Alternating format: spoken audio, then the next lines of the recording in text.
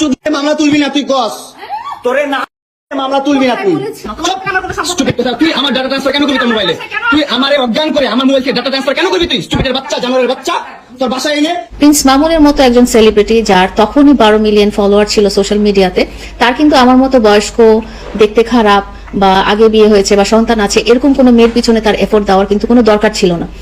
তার অনেক মেয়ে ছিল, বাট সে আমাকে টার্গেট করেছিল বিকজ সে একটা সোশ্যাল একটা অবস্থানে উঠে আসতে চায় এবং শক্ত একটা খুঁটি যাতে পায়, সেই জন্যই সে কিন্তু আমাকে টার্গেট করেছিল।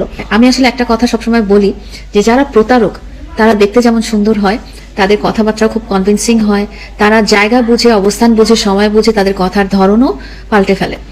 সে যেমন আদালত প্রাঙ্গণে যে সে তখন খুব গরিব হয়ে যায়, সে তখন ক্ষমতাহীন হয়ে যায়, সে তখন ছোট মানুষ হয়ে যায়। আবার যখন দেখা যায় যে ইন রিয়েল লাইফে সে কিন্তু অনেক রেসপন্সিবল, সে একটা ফ্যামিলি সামলাচ্ছে, সে টাকা পয়সা ইনকাম করছে, সে ব্যবসা বাণিজ্য দিচ্ছে। তো আমি আজকে এমন কিছু জিনিস বলবো যেটা আমি আসলে কখনো ভাবিনি যে ক্যামেরার সামনে আমি আসলে এগুলো প্রকাশ করব। আমি ততদিন চেষ্টা করে গেছি যতদিন আমি ভেবেছি যে হ্যাঁ, আল্লাহ তাআলা হয়তো কোনো না কোনো ভাবে আমাদের সম্পর্কটা ঠিক করে দিবে এবং সম্পর্কের মধ্যে যে সম্মানের জায়গাটা আছে সেটা আমি রাখবো। তার শেষ লাইফটা নিয়ে, শেষ এবং তার আগের লাইফটা নিয়ে সোশ্যাল মিডিয়াতে অনেক কন্টেন্ট ক্রিয়েটরই তার জন্য সহমর্মিতা প্রকাশ করে অনেক ভিডিও বানিয়েছেন এবং অনেক অ্যাকুজিশন দিয়েছেন আমাকে যে কেন আমি মামুনের এগেনস্টে স্টেপ নিচ্ছি।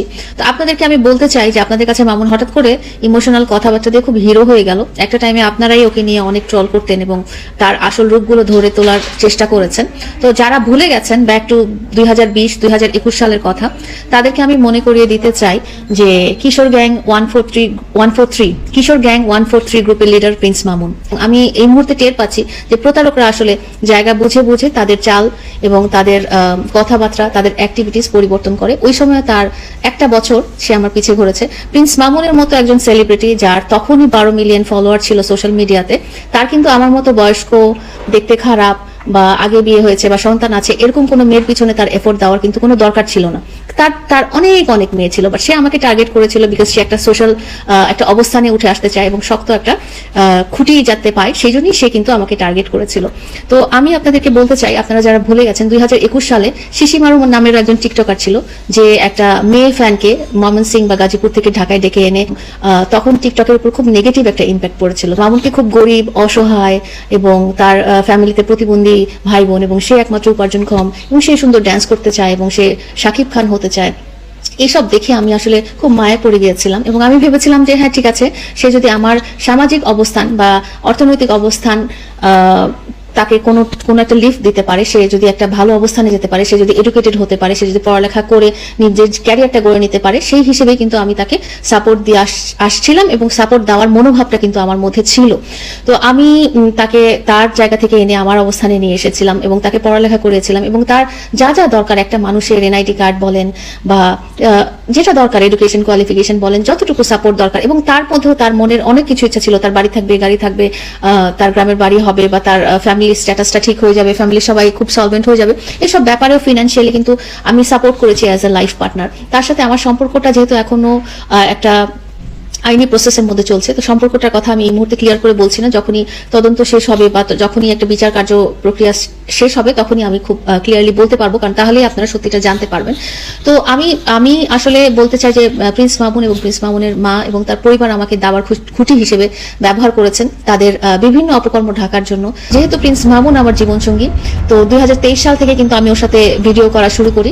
তো তখন থেকে আমি ওকে চেষ্টা করছিলাম যে সে যেন মিডিয়াতে আসে এবং এই অন্ধকার জগৎটা ছেড়ে চলে আসে, এবং সেই তাকে সঙ্গ দেওয়ার জন্যই কিন্তু আমি তার পাশাপাশি তাকে ভিডিও করতাম, তার পাশাপাশি আমি আমার আইডিতেও ভিডিও ছাড়তাম যাতে সে উৎসাহিত হয়।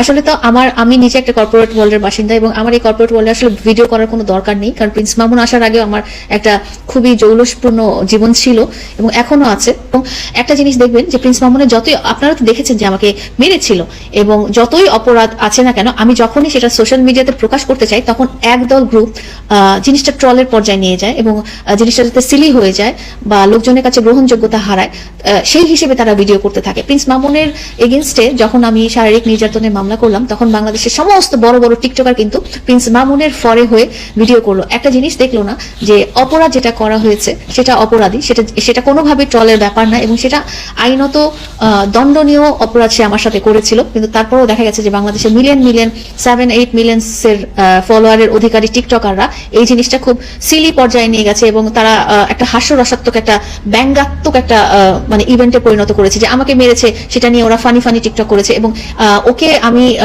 ও যে আমার উপর শারীরিক অত্যাচার করেছে সেটার এগেনস্টে যখন আমি অভিযোগ করেছি, তখন তারা পুরো মিলিয়ন ফলোয়ারের টিকটকাররা বা সোশ্যাল মিডিয়ার যারা কন্টেন্ট ক্রিয়েটার আছে, যারা 143 গ্রুপের সদস্য, তারা আমার এগেনস্টে একটা মিডিয়া ট্রায়াল, একটা না অনেকগুলো মিডিয়া ট্রায়ালের সৃষ্টি করে, যাতে পুরো সোশ্যাল মিডিয়াটা আমার এগেনস্টে চলে যায়।